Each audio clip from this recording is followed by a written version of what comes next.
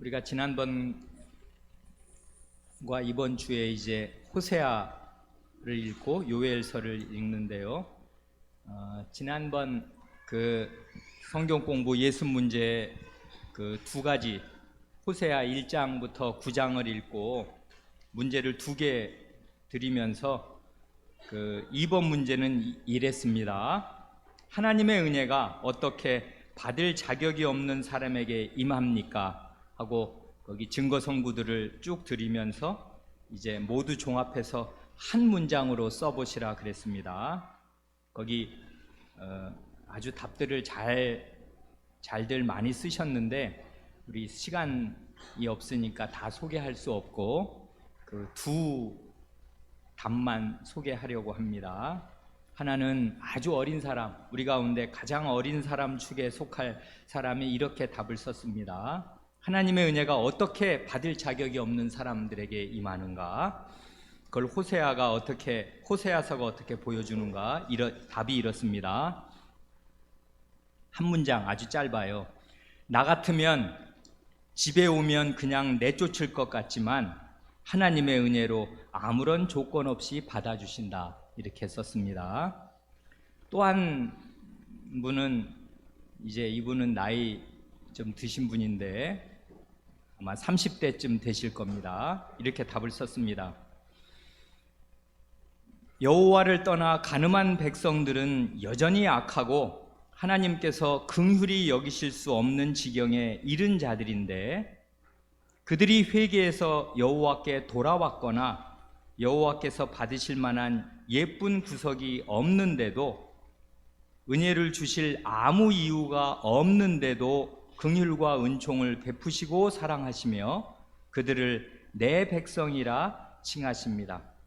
그 악한 자들에게 하나님께서 먼저 손을 내미시고 먼저 다가가셔서 사랑을 베푸신 후에야 백성들은 자기들의 죄를 깨닫고 여호와를 알게 되며 주는 내 하나님이시라 하고 고백하게 됩니다. 이렇게 썼습니다. 아주 제 마음과 똑같은 이거를 이 호세아서에서 잘 가르쳐 준다고요. 그러니까 일반적으로 회개하면 하나님께서 은혜를 베푸시는 것이 사실이고 회개해야 합니다.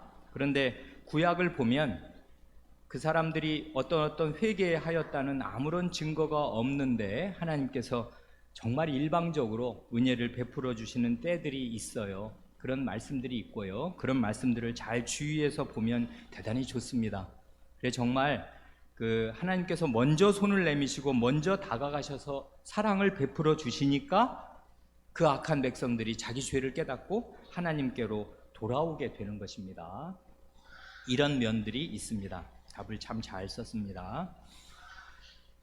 오늘은 이제 호세아 남은 그 5장이 있잖아요. 그 10장부터 14장을 이제 읽고 아주 중요한 구절이 하나 있습니다. 이건 신약에도 굉장히 중요하게 언급되어서 이 구절의 그 문맥을 잘 살펴보시라는 뜻으로 문제를 하나 드렸습니다. 문제는 이렇습니다. 옛 언약 시대, 구약 시대죠. 옛 언약 시대에 호세아 13장 14절 그 하반절의 말씀, 이게 아주 유명한 말씀인데요. 뭐냐면 이거잖아요. 호세아 13장 14절 내가 저희를 음부는 이거 원래는 스올이라는 말인데 지옥이라고 이해하셔도 됩니다. 내가 저희를 지옥의 권세에서 속량하며 사망에서 죽음에서 구속하리니 사망아 내 재앙이 어디 있느냐, 음부야 내 멸망이 어디 있느냐, 뉘우침이 내 목전에 숨으리라. 이건 이제 13장 14절 전체를 읽은 것인데요. 거기 하반절은 이렇잖아요.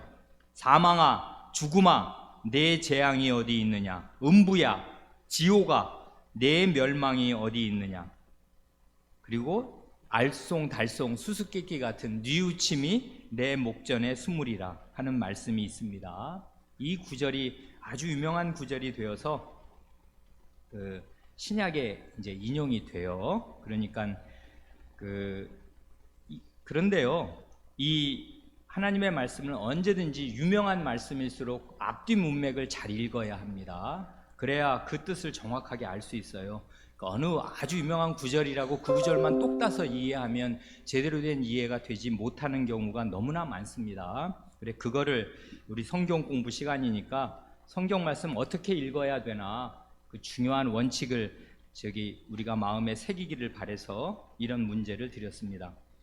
그러니까 방금 우리 이거 읽었잖아요. 죽음아, 내 재앙이 어디 있느냐? 지옥아, 내 멸망이 어디 있느냐? 하고 이건 물음표가 달린 물음 문장이잖아요. 의문문이에요. 묻습니다. 이 13장 14절이 어떤 문맥에서 나오는가 그거를 살펴보시라 했는데, 이건 초등학교 아마 저학년도요, 가만히 눈 감고 아빠 엄마가 앞뒤 구절을 쭉 열 몇 구절을 읽으면 이게 지금 구원에 관한, 구원해 주시겠다는 말씀이야, 심판하시겠다는 말씀이야, 이거 아마 모르지 않을 것입니다. 초등학교 3학년이 이 앞뒤를 쭉 읽으면 한 구절 한 구절 모든 뜻을 정확히 알 수는 없어도 이게 지금 구원해 주시겠다는 말씀인가, 심판하시겠다는 말씀인가, 살려주시겠다는 말씀인가, 죽이겠다는 말씀인가 하는 그 앞뒤 문맥을 모를 수가 없어요. 한번 읽어보지요. 정말 모르겠나 알겠나 한번 보지요. 거기 호세아 13장 원래 4절부터 읽으시라고 그랬는데 우리 1절부터 3절을 한번 빠르게 읽어보지요. 채연이가 13장 1절부터 3절 한번 읽어보십시오. 에브라임이 말을 바라면 사람이 떨었도다.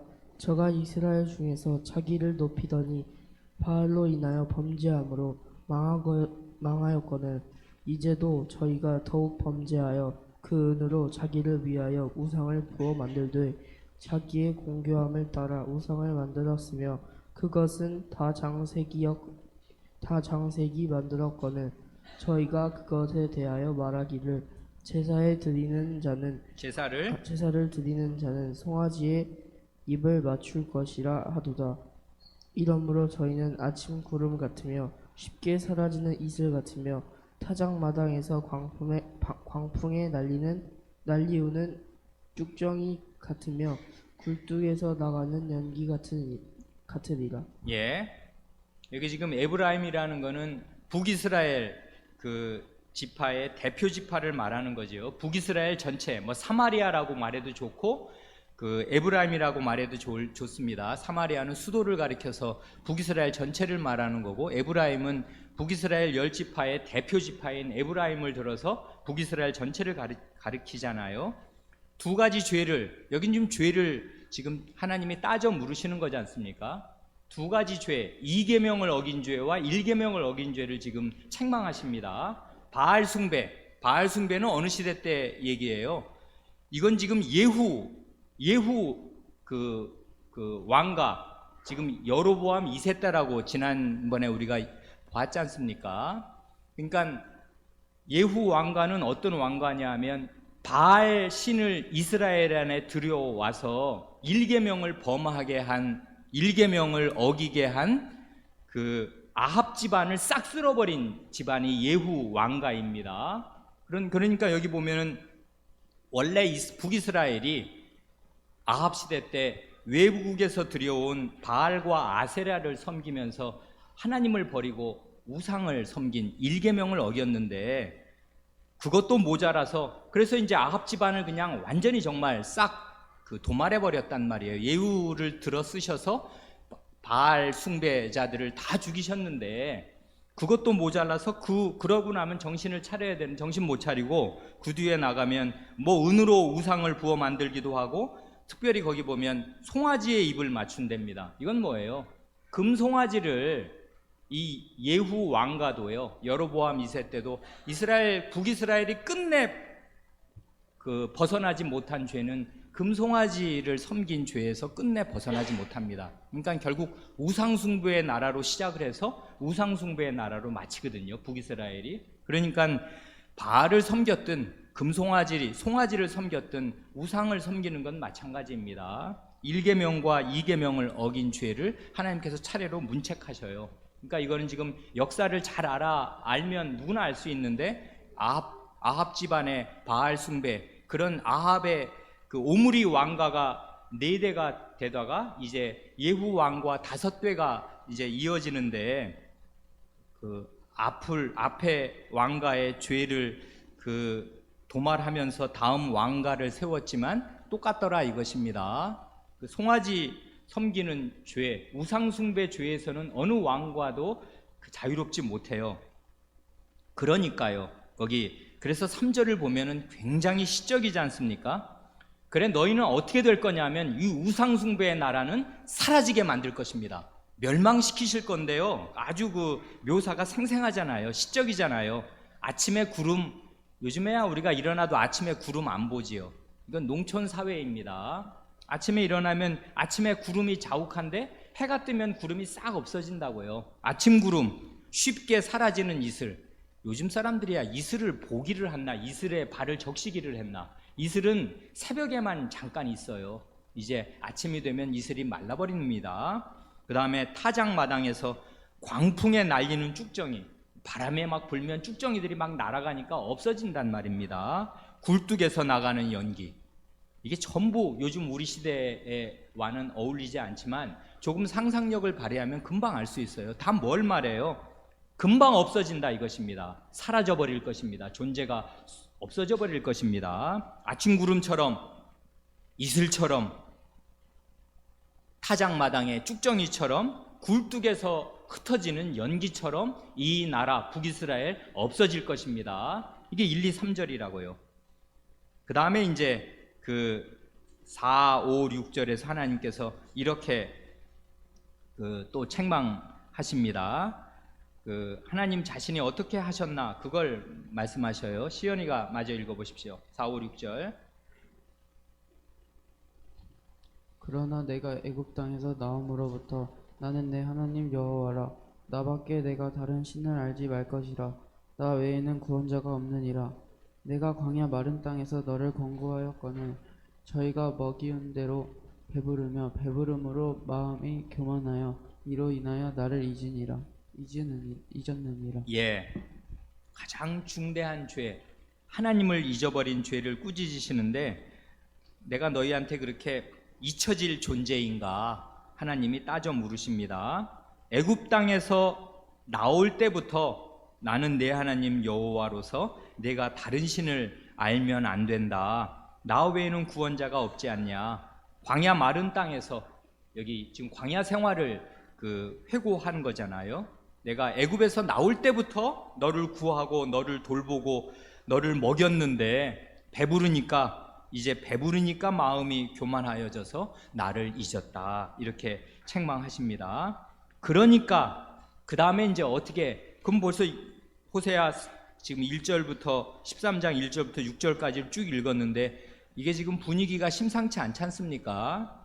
우상숭배의 죄를 책망하시고, 그리고 하나님이 내가 너희한테 어떻게 했는데 이제 나를 잊어버릴 수가 있느냐 하고 따져 물으십니다. 그러니까 그 다음에 어떻게 하겠다는 거예요? 거기 3절 보면 벌써 이제 흩어지게 하시겠다지 않습니까? 사라지게 만들 것인데 이제 겁나는 비유어들이 많이 나옵니다. 이렇게 될 것입니다. 거기 7절부터 13절이요. 아주 긴데요. 이게 바로 문제의 14절 바로 앞에 나오는 문맥이지 않습니까? 이거를 그냥 한번 읽어보세요. 누가 읽어볼까요? 여기 루이가 한번 읽어보십시오. 7절부터 13절. 그러므로 내가 그들에게 사자 같고 길가에서 기다리는 표범 같으니라. 내가 새끼 잃은 곰같이 그들을 만나 그의 염통 거풀을 찢고 거기서 암사자같이 그들을 삼키리라. 들짐승이 그들을 찢으리라. 예, 7, 8절 좀 더 이따 더 읽어주는데 7, 8절만 보면 이거는 요즘 우리한테는 실감이 안 나지만 동물원에 가야 만날 수 있는 것들이지만 예전에는 안 그랬단 말입니다. 예전에는 정말 이스라엘에도 사자가 있었어요. 그 삼손 같은 사람 사자를 이렇게 처리하지 않습니까? 사자가 길거리 지나가는데 인가가 아니라 들판을 지나가는데 사자랑 맞부딪히면 이게 정말 오줌을 지릴 것입니다. 정신이 하나도 없을 것입니다. 여기 보면은 내가 저희한테 누가 누구에게요? 하나님을 잊어버린 이 이스라엘에게 하나님께서 어떻게 대하시냐면 맹수같이 대하실 것입니다. 하나님은 시인이셔요. 자기를 맹수에 비유하십니다. 지금 여기 하나님이 자기 자신이 누구와 같을 것이다 라는 걸 비유하는 네 짐승을 거기 보세요. 사자, 표범, 새끼 잃은 곰, 암사자입니다. 내가 저희한테 사자와 같고 길가에서 기다리다가 덮치는 표범 같고, 곰이 새끼를 잃어버리면요, 새끼를 빼앗기면 곰이 얼마나 사납게 되는가요? 그래서 거기 보면 심장 거풀을, 염통 거풀을 찢어버리겠다 하십니다. 심장에 총 한 방을 맞아도 살아날 길이 없는데 이 심장의 거풀을 뜯어버리면 어떻게 돼요? 끔찍하지요. 그리고 암사자같이 저희를 삼킬 것이니까 들짐승이 저희를 찢을 것이라 하십니다. 굉장히 리얼하지 않습니까? 이스라엘 백성은 이런 말들을 들으면 이게 무슨 뜻인지 금방 안단 말입니다. 그 다음 9절이요. 이스라엘아, 내가 패망하였나니 이는 너를 도와주는 나를 대적함이니라. 전에 내가 이르기를 내게 왕과 지도자들을 주소서 하였느니라. 네 모든 성읍에서 너를 구원할 자 곧 내 왕이 이제 어디 있으며 내 재판장들이 어디 있느냐. 내가 분노함으로 내게 왕을 주고 진노함으로 패하였노라. 예, 거기 보면 90, 11절은 뭐예요? 너희들 왕들 지금 어디 있냐 그것입니다. 너희 예전에 불안하다고, 우리도 이방처럼 왕이 있어야겠다고, 왕인 나를, 하나님 나를 버리고서 왕을 찾았었지. 그래서 내가 너희들한테 왕 주었었는데, 그래 너희들 잘 지켜주리라고, 전쟁이 나면은 앞서 나가 싸우면서 전쟁을 잘 지휘해서 승리를 가져다주고 우리의 안전을 지켜줄 너희들의 왕이라고 믿었던 그런 왕들 어디 있냐 지금? 다 없어졌다 이것입니다. 그러니까 하나님께서 맹수같이 이 나라를 덮치실 것이고 이 나라를 지켜줄 왕들, 지도자들은 없습니다. 그 다음 11절로 13절, 아니 12절 13절. 에브라임의 불의가 봉함되었고 그 죄가 저장되었나니 해산하는 여인의 어려움이 그에게 임하리라. 그는 지혜 없는 자식이로다. 해산할 때가 되어도 그가 나오지 못하느니라. 예, 12절 보면 에브라임의 불의가 봉함되고 그 죄가 저장되었다는 말은 이게 북이스라엘의 죄를, 하나님의 죄상을 적은 문서를 다 보관하시고 있다 이것입니다.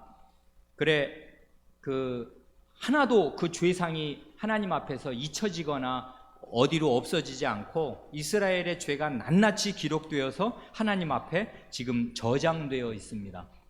그러니 이제 왕이 말이에요. 왕이 반란을 일으킨 백성들의 죄목을 다 적은 죄목을 가지고 있으면 그게 얼마나 두려운 일이 됩니까? 13절은 아주 리얼한데요. 임산부의 제일 큰 걱정은 내가 순산할 수 있을까? 뭐 이런 거지 않습니까? 여기는 굉장히 어려운 난산을 얘기합니다. 난산은 뭐냐면요, 아기가 어머니 배 안에 있다가, 우리가 다 이렇게 오늘 서로 얼굴 보고 있는 것은 어머니 배 안에 있다가 무사히 어머니 배 밖으로 이 세상으로 나왔기 때문인데요, 세상에는 이런 일만 있는 게 아니에요. 산도라고요, 어머니 뱃속에서 어머니 몸 밖으로 나오는 길이 있어요. 그걸 산도라 그러는데, 난산이 되면 어떻게 되냐면 이 아이가 엄마 배 밖으로 못 나와요. 예를 들면 원래 머리부터 나와야 되거든요. 그런데 발부터 나오는 아이들이 있습니다. 자세를 거꾸로 잡아서, 원래 머리가 무거우니까 당연히 이렇게 머리부터 나와야 되는데 발부터 나오는 아이들도 있어요. 그러면 그 어머니와 아이는 같이 죽습니다. 많은 경우에. 왜냐하면 몸 밖으로 빠져나오지 못해요. 여기 보면은 여기 산문에서 엄마 뱃속에서 나오는데 이 아이가 못 나와요. 그래 원래 해산의 고통이 사람이 겪는 고통 가운데 가장 큰 고통 중에 대표적인 고통이잖아요. 끔찍한 고통인데요. 끝없이 계속되는 것입니다. 아이가 빨리 나와야, 나올 때 되면 나와야, 그래서 이제 하루 정도 고생하면은 나와야 되는데 산도를 찾지 못해서 안 나와요, 이 아이가. 그러면 엄마도 죽고 아이도 죽는 것입니다. 그렇게 지금 이제 말씀을 13절까지예요. 자, 그러니 이제까지 쭉 보면 이거 지금 구원해 주시겠다는 얘기예요. 심판하시고 멸망하시겠다는 얘기예요.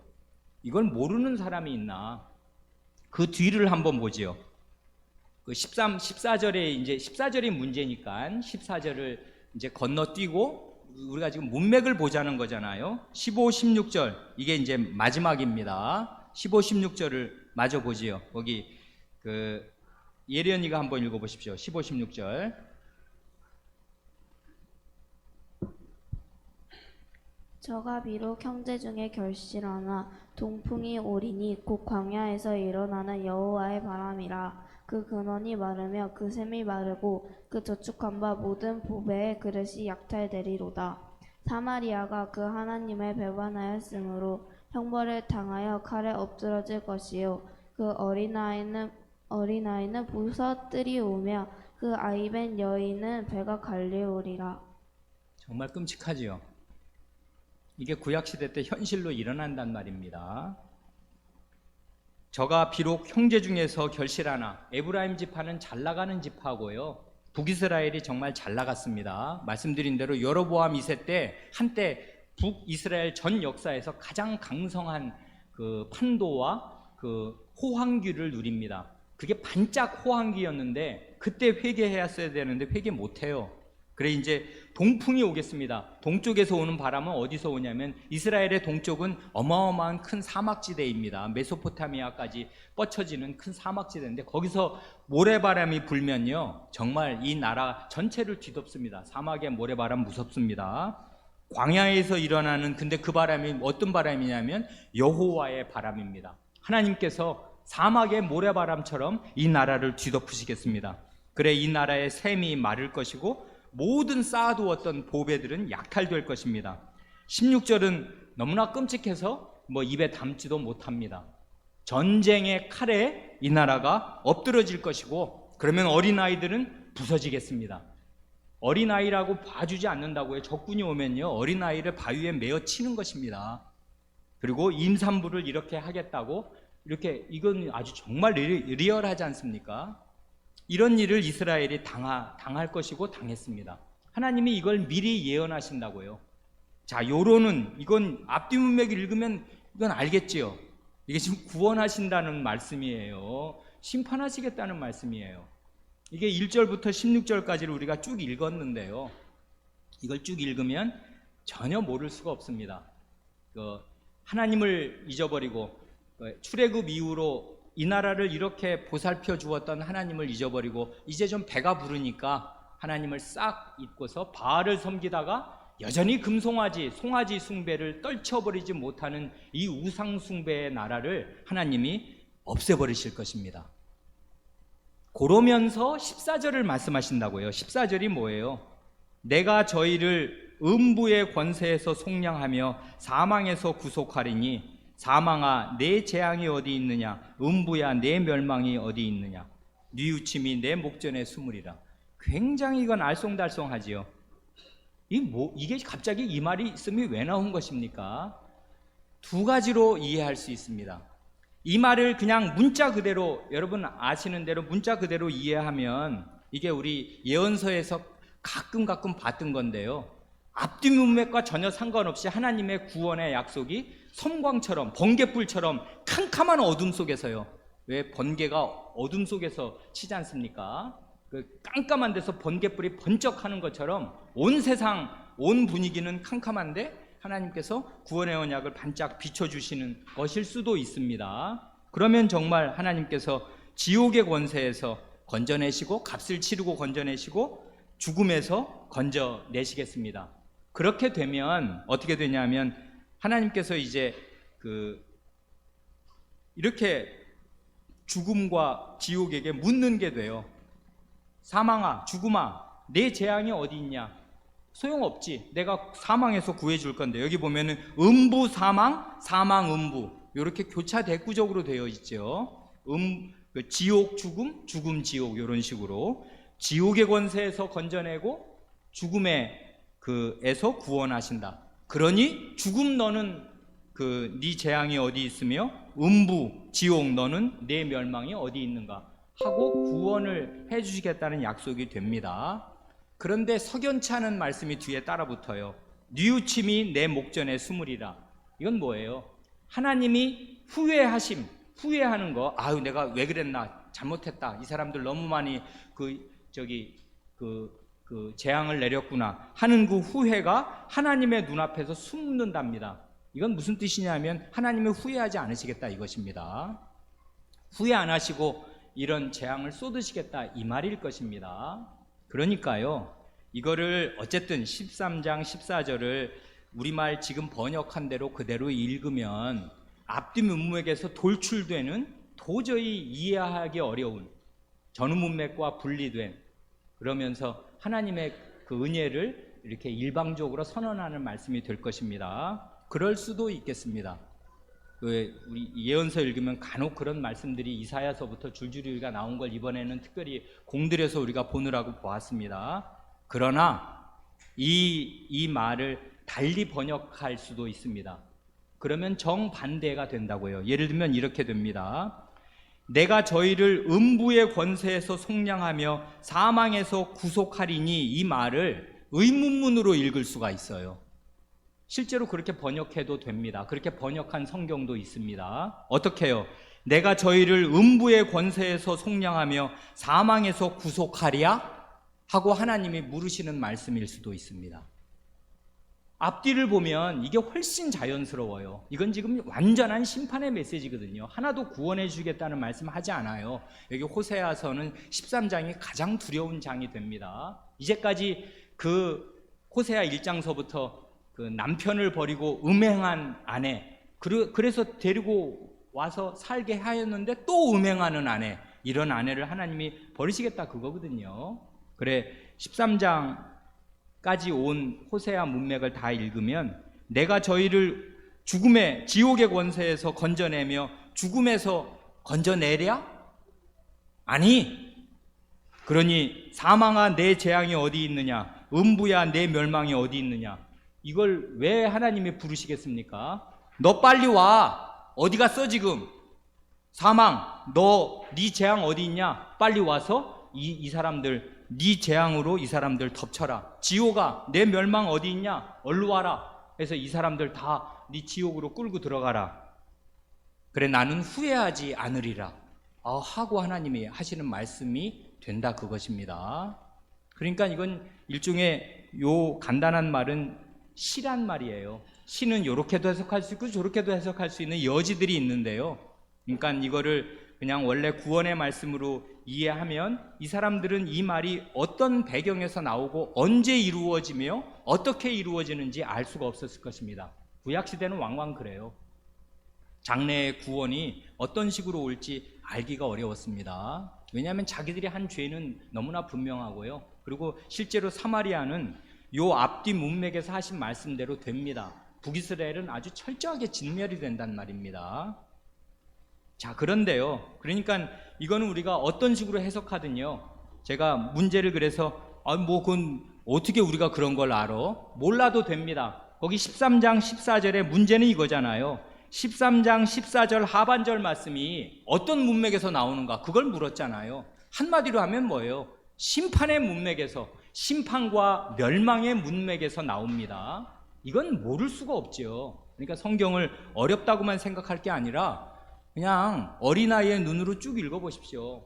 그러면 이건 하나님이 이스라엘을 심판하시고 북이스라엘을 멸망시키겠다는 말씀에, 그런 문맥에서 이 말씀이 나온다는 거 아무도 모르지 않습니다. 초등학교 3학년이면 알 수 있어요. 그렇죠? 그런데요, 요 똑같은 말씀이 고린도전서 15장에서 인용될 때는 분위기가 완전히 달라져요. 이건 대단히 희한한 일입니다. 고린도전서 15장, 그러니까 옛언약 시대와 새언약 시대가 완전히 달라집니다. 같은 구절을 두고서 새언약 시대에 요 구절이 인용되거든요. 어디서요? 고린도전서 15장 55절이잖아요. 사망아 너의 이기는 것이 어디 있느냐? 사망아 너의 쏘는 것이 어디 있느냐? 말을 한 단어를 바꿨습니다. 사망아 너의 이기는 것, 그 이기는다는 말이 원래는 호세아에서는 사망아 네 재앙 어디 있냐 하고 재앙이었는데 여기서는 이김, 승리로 말을 바꿨습니다. 이거는 지금 약간 변형시켜서 인용한 것이 됩니다. 그 이유는 너무 기니까 말씀드리지 않겠고, 어쨌든 이 구절이 인용되면 이거는 호세아서에서 인용된 걸 모를 수가 없어요. 구약을 잘 아는 사람들은.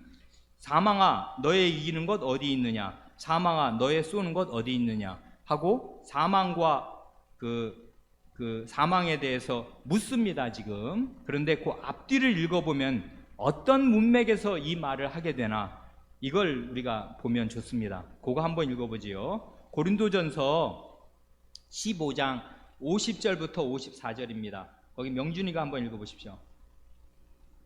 고린도전서 15장 50절부터 54절. 여기서는요, 요즘 읽을 때는 뭐와 뭐가 대조되는가 그걸 한번 잘 보세요. 그러면 대단히 이 선명한 흑백 대조가 나타납니다. 읽어보십시오. 형제들아, 내가 이것을 말하노니 혈과 육은 하나님 나라를 유업으로 받을 수 없고. 잠깐, 뭐와 뭐가 대조돼요? 혈육, 피와 살, 우리 몸이잖아요. 우리 이 몸은 하나님 나라를 유업으로 받을 수 없습니다. 우리의 몸과 하나님 나라가 나왔습니다. 대조돼서. 그 다음, 또한 썩은 것은 썩지 아니한 것을 유업으로 받지 못하느니라. 뭐와 뭐가 대조됩니까? 썩은 것과 썩지 아니한 것이 대조됩니다. 이건 앞에서 한 말에 뭐겠어요? 우리 몸은 썩은 몸입니다. 하나님의 나라는 썩지 아니한 것입니다. 그러니까 이 혈과 육은 하나님 나라를 받을 수가 없습니다. 여러분 이 몸 그대로 가지고는 하나님 나라 절대로 못 들어간다 그 말이에요. 그러니까 이 썩은 것은 썩지 아니한 것을 유업으로 받지 못해요. 앞에서 한 말을 뒤에서 반복하는데 그 혈과 육의 속성을 말하는 것입니다. 썩은 것이고요. 하나님 나라는 썩지 않은 것입니다. 절대로 썩지 않을, 그런 걸 한자로 불후의, 이런 말이, 그 썩을 후자를 써서 불후의 나라입니다. 하나님 나라는요, 썩지 않을 나라예요. 그 다음, 보라, 내가 너희에게 비밀을 말하노니 우리가 다 잠잘 것이 아니요 마지막 나팔의 순식간에 호련히 다 변화하리니 나팔 소리가 나매 죽은 자들이 썩지 아니할 것으로 다시 살고 우리도 변화하리라. 여기 보면 마지막 나팔 소리가 들리고, 그러면 주님 그리스도 안에서 잠자는 자들이, 신자들이 있는데 그 사람들이 호련히 다 변화하겠습니다. 그 다음, 이 썩을 것이 잠깐만요, 미안합니다. 52절 보면 나팔 소리가 들리면 어떻게 되냐면 죽은 자들이 썩지 아니할 것, 죽은 자와 썩지 아니할 것이 대조되지 않습니까? 죽은 자들은 다 썩은 자들입니다. 우리의 시체는 썩을 것입니다, 무덤에서. 그러나 나팔 소리가 나면 그 나팔 소리를 듣고서 죽은 자들이 썩지 아니할 것으로 다시 살고 우리도 변화할 것입니다. 그 다음, 이 썩을 것이 불갑을 썩지 아니할 것을 입겠고 이 죽을 것이 죽지 아니함을 입으리로다. 이 썩을 것이 썩지 아니함을 입고 이 죽을 것이 죽지 아니함을 입을 때에는 사망이 이김에 삼킨 바 되리라고 기록된 말씀이 응하리라. 여기 보면요, 여기 이 썩을 것, 우리 혈육이잖아요. 우리의 이 몸 말이에요. 우리 몸이 썩지 아니할 것을, 부활의 몸, 하나님 나라에 들어가 살 수 있는 그 몸을 입을 것이고, 이 죽을 것이, 우리는 언젠가 죽을 것입니다. 아마도 우리 죽을 것이 죽지 아니함, 영원한 생명을 입겠습니다. 그래, 이 썩을 것이 썩지 아니함을 입고 이 죽을 것이 죽지 아니함을 입을 때에는 사망이 이김에 삼킨 바 되리라고 기록된 말씀, 이건 이사야 25장 8절 말씀입니다. 여기 보면 그 문제의 이김이 나오잖아요.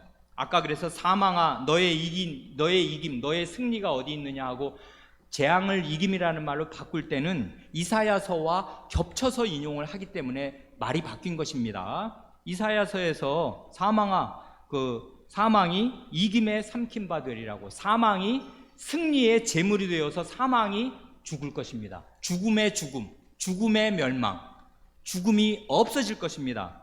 그런 말씀이 이제 응할 것입니다. 요로는 이제 고린도전서 그 앞에, 이거는 54절까지 읽은 거니까 원래 1절부터 쭉 읽어야 됩니다. 이건 그리스도의 부활을 힘있게 선언하는 장이란 말이에요. 그리스도의 부활의 문맥에서 우리 신자들에게 이 죽을 몸을 가지고, 썩을 몸을 가지고 사는 신자에게 썩지 아니할 몸을 입혀주셔서 영원한 하나님 나라, 썩지 않을 불후의 그 나라에 들어가게 하실 것이다. 그 말씀이 이제 응할 것이다, 이루어질 것이다 하면서 그 다음 55절, 사망아 너의 승리가 어디 있냐, 사망아 너의 쏘는 것 어디 있냐, 이렇게 묻는 것입니다. 이거는 호세아서에서 물었던 그 뉘앙스하고는 180도 달라진 것이에요. 그렇죠? 호세아에서는 사망아 너 재앙 어딨어? 빨리 와. 이놈들 다 잡아가라. 음부야 너 어딨어? 빨리 와. 이놈들 다 멸망시켜라. 이러는 사망과 음부를 부를 때 그런 느낌으로 불렀단 말입니다. 앞뒤 문맥을 보면 호세아는 그래요. 그런데 이제는 어떤 문맥으로 바뀌냐면 조롱의 문맥으로 바뀝니다. 사망아 네가 이겨? 너의 승리 어딨냐? 사망아 너 전갈같이 독침으로 사람을 쏴서 딱 맞자마자 사람은 다 죽게 되고 그냥 속절없이 썩게 돼? 너의 독침 어디 있냐? 너의 쏘는 거 어디 있냐? 너 전갈이야? 사람 갖다 쏴? 그 쏘면 사람 맞으면 그냥 죽음의 그 독침을 맞으면 다 그냥 죽고 썩어버려? 너의 독침 어디 있냐? 이렇게 지금 묻습니다. 이건 조롱하는 거라고요. 그래 여기 보면 그 다음 말이 나옵니다. 56절로 58절. 사망에 쏘는 것은 죄요, 죄의 권능은 율법이라 합니다. 사망, 이 죽음의 독침은 어디서 오냐면 사람이 하나님께 죄를 범했기 때문이지요. 우상숭배자가 되었기 때문입니다. 하나님의 말씀을 어기고 죄를 범했기 때문에 죽는 것이고요. 이 죄의 권능은 어디서 오냐 하면 율법에서 오는 것입니다. 하나님의 법을 어겼기 때문에요. 이 죄의 권능은 살아있어요. 왜냐하면 하나님의 법은 영원한 법이어서 없어지지 않고 이 법을 어긴 것이 죄고 죄인의 받을 벌은 썩고 죽는 것입니다. 멸망하는 것이라고요. 그러니까 하나님의 법이 없어지지 않는 한 이 죄의 권세도 없어지지 않고 그리고 이 죄에 쏘는 침도 없어지지 않을 것입니다. 그런데 여기 57절 보세요. 우리 주 예수 그리스도로 말미암아 우리에게 이김을 주시는 하나님께 감사하노니. 이긴다는 말이 지금 3번이나 나오지요. 여기 54절에서 사망이 승리의 삼킨 바가 된다. 그러니 55절 사망아 너의 승리가 어디 있느냐. 그런데 57절에 가면 그리스도로 말미암아 우리에게 승리를 주신다. 어떤 승리를 말해요? 죽음을 이기는 승리입니다. 죽음의 독침에 썩지 않을 승리를 하나님이 주시는데 누구로 말미암아 주셔요? 예수 그리스도로 말미암아 주십니다. 이건 왜 그래요? 그래 여기 문제를 새언약 시대에 인용될 때는 어떤 뜻을 지니는가? 사망아 너의 이김이 어디 있냐? 하고 물을 때 어떤 문맥이에요? 이거는 아까는 심판과 멸망의 문맥이었는데 호세아서에서는 고린도전서로 오면 구원과 영원한 생명, 영원한 하나님 나라의 문맥에서 이 말이 완연한 조롱의 말로 바뀐다고요. 사망아 너 이겨? 어디 네 승리가 어디 있어? 하고 조롱을 한단 말입니다. 뭐가 이런 차이를 가져와요? 이건 예수 그리스도의 이건 부활을 말하는 거잖아요. 15장 전체는 예수 그리스도의 죽으심과 부활이 이런 큰 차이를 가져와요. 왜요? 예수님의 죽으심과 부활이 이 율법에 정죄하는 권능을 무력화하는 것입니다. 어떻게 해요? 내가 그 벌 다 받았다 이것입니다. 아까 아이벤 여자 배를 어떻게 한대잖아요. 하나님의 백성은 그런 벌을 받아야 마땅한 죄를 지었고 죄인입니다. 죽을 것입니다. 썩을 것입니다. 그런데 그리스도께서 음부에 내려가셨다고요. 그리스도께서 그 벌을 다 받으셨습니다. 그래 율법에 정죄하는 권능으로 그리스도께서 독침을 다 받으시고 죽으셨습니다. 그리고 부활하셨다고요. 그래, 이 그리스도를 믿고 그리스도 안에 있으면 이런 사망의 죽음의 무서운 권세에 대해서 네가 쏘는 거 어디 있냐 이렇게 물을 수 있게 된다 이 말입니다. 그러니까요, 여기 56절을 따르면 옛 언약은 하나님의 법을 어긴 반역자들, 죄인들에게 반드시 죽음이 온다고 선언합니다. 그렇지만은 그리스도 안에 있는 이 새 언약은요, 오직 예수 그리스도 때문에 죽음을 넘어서는 승리를 말합니다. 예수님께서 이 언약의 저주, 하나님의 법을 어긴 저주를 다 받아내시고 승리를 주셔서 자기를 믿는 사람을 그리스도의 생명 안으로 불러들이신다고요. 그래서 죽음을 이기는 승리를 안겨주십니다. 율법을 다 이루시고 율법의 형벌에 대한 값을 다 본인의 몸으로 치르셔서 옛 언약이 가지고 있는 저주의 기능을, 저주의 권능을 무너뜨리신다고요. 그리스도께서. 이런 문맥에서 요 호세아서의 원래 문맥이 정반대로 뒤집어져서 인용됩니다. 그러니까 이건 바울 사도가 호세아서를 몰라서 이러는 게 아니라 구약을 잘 알고 구약을 문맥에서 잘 읽고 그리고 신약의 그리스도가 어떤 분인가 하는 걸 알고서 이걸 인용하는 거라고요. 그러니까 이 구약의 그 구절이 인용될 때 원래 가서 원래 문맥이 어떤 건가 잘 살펴보고요. 그리고 이 신약에서 어떤 문맥에서 인용되는가 잘 살펴보면 이게 한 구절이지만 신약 전체와 구약 전체의 역사와 신약 전체의 은혜를 담은 그런 것임을 알게 됩니다. 그러니까 이 신약 성경의 구약 인용은 놀랍습니다. 그러니까 우리는 성경 모르는 건 많아요. 하나님 말씀 부지런히 앞뒤를 읽어야 합니다. 요엘서를 볼 시간은 다 지나갔습니다. 그래, 아쉬운데 오늘은 여기까지만 하겠습니다. 기도드리겠습니다.